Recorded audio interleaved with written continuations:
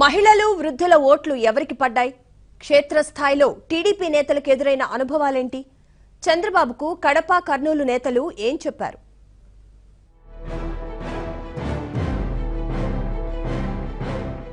TDP అధినేత చంద్రబాబు కడప, కర్నూలు జిల్లాల నేతలతో సమావేశమయ్యారు. పోలింగ్ సరళిపై అభ్యర్థులతో మాట్లాడారు. వంటిమిట్టలో టీటీడీ నిర్వహించిన సీతారామ కళ్యాణానికి సతీ సమేతంగా హాజరైన చంద్రబాబు రాత్రికి కడపలో బస చేశారు. శుక్రవారం పోటీ చేసిన అభ్యర్థులతో సీఎం చంద్రబాబు భేటీ అయ్యారు. కడప జిల్లాలో ఈసారి 4 స్థానాలు గ్యారంటీగా వస్తాయని నేతలు లెక్కలతో సహా చెప్పినట్లు తెలుస్తోంది.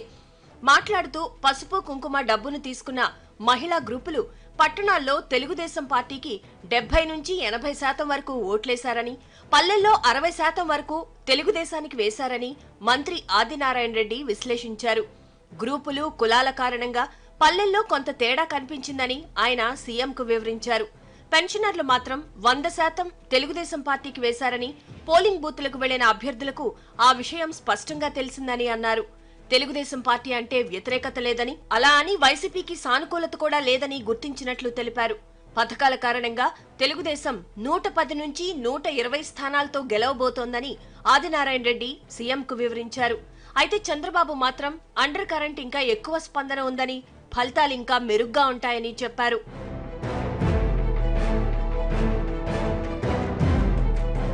కడప సమావేశం ముగిసిన తర్వాత కర్నూలు వెళ్లారు.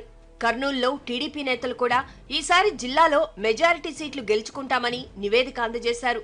సీఎం కష్టపడతారనే భావంతో పాటు పథకాల కారణంగా వచ్చిన సానుకూల దృక్పథం తెలుగుదేశం పార్టీని గెలిపించబోతోందని చంద్రబాబుకు ఆ జిల్లా నేతలు వివరించారు.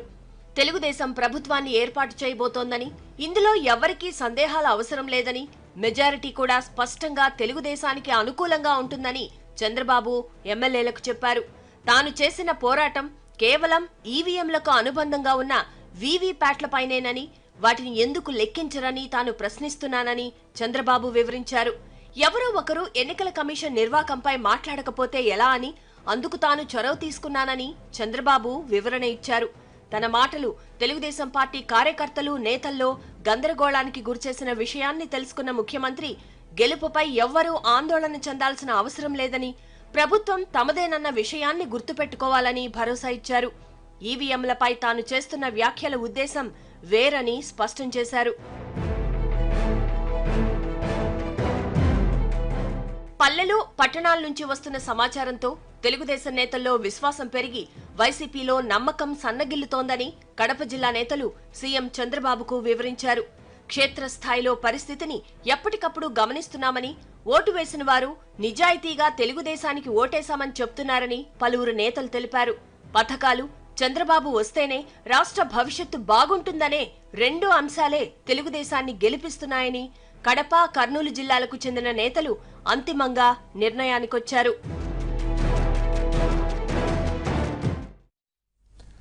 అధికారులతో చంద్రబాబు సమీక్షలు నిర్వహించడంపై ఎన్నికల సంఘం సీరియస్ అయింది. ముఖ్యమంత్రి సమీక్షల్లో పాల్గొన్న అంశంపై చీఫ్ సెక్రటరీని వివరణ కోరారు ప్రధాన ఎన్నికల అధికారి. దీంతో రివ్యూలో పాల్గొన్న అధికారులకు సీఎస్ కార్యాలయం నోటీసులు పంపింది. ఎన్నికల కోడ్ అమల్లో ఉండగా ఎందుకు ముఖ్యమంత్రి సమీక్షలో పాల్గొన్నారో చెప్పాలని ప్రశ్నించింది. అయితే తమకు ఎలాంటి నోటీసులు అందలేదని అధికారులు చెబుతున్నారు.